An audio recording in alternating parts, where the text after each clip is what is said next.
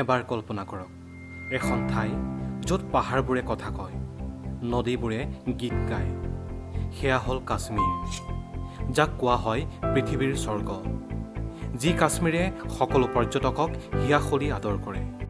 কিন্তু সেই স্বৰ্গত কালি অৰ্থাৎ 22 এপ্ৰিল দিনটোত এটা ভয়ংকৰ ৰাতিলৈ পৰিণত হ'ল। সন্ত্ৰাসবাদীৰ আক্ৰমণে কঁপাই তুলিলে সমগ্ৰ দেশ।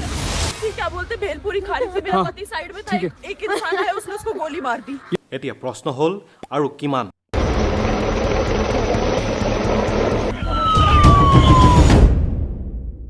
কাশ্মীৰৰ অনন্তনাগ জিলাৰ পহেলগাম নামৰ ঠাইত মিনি ছুইজাৰলেণ্ড বুলি কোৱা বেচাৰনাটত দুপৰীয়া প্ৰায় 2:30 হঠাৎ শুনা গ'ল গুলীৰ শব্দ।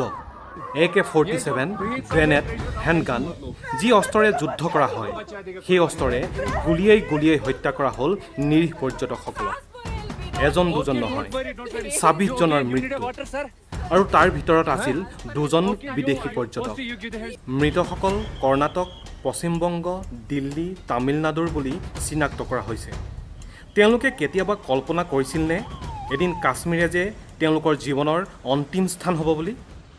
এই আক্ৰমণৰ দায়িত্ব লৈছে TRF বা ৰেজিষ্টেন্স ফ্ৰণ্ট, যি লস্কৰ-ই-তৈয়বাৰ এটা গোট হয়।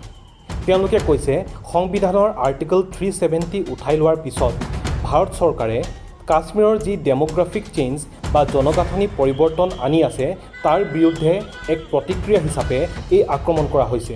বিশ্বৰ বহু দেশে এই আক্ৰমণক ঘৃণাজনক বুলি অভিহিত কৰি ভাৰতৰ পক্ষত থিয় দিছে। পাকিস্তানে আৰু কিমান তললৈ নামিব? এই প্ৰশ্নই এতিয়া সকলোৰে মনৰ ভিতৰত বাজিছে। তাতোতকৈ ডাঙৰ কথা হ'ল নিৰীহ লোকসকলক হিন্দু হয় নে নাই বুলি তালাচী কৰি কাপোৰ খুলি চাই গুলী মাৰি হত্যা কৰা হৈছে। এইটো কেৱল এটা হত্যানে? নহয়, এইটো মানৱতাৰ ওপৰত কৰা এটা ডাঙৰ কলংক। ভাৰত চৰকাৰে এই ঘটনাক কঠোৰ নিন্দা কৰিছে। কিন্তু এইবাৰ কেৱল নিন্দা নহয়, অভিজ্ঞতাই দেশক আহ্বান কৰিছে কঠোৰ পদক্ষেপ ল'বলৈ। কাশ্মীৰ কেৱল এডোখৰ ঠাই নহয়, ই ভাৰতৰ মুকুট, আৰু সেই মুকুটত নিৰীহৰ তেজৰ চিটিকণি আৰু দেশে কেতিয়াও সহ্য নকৰে।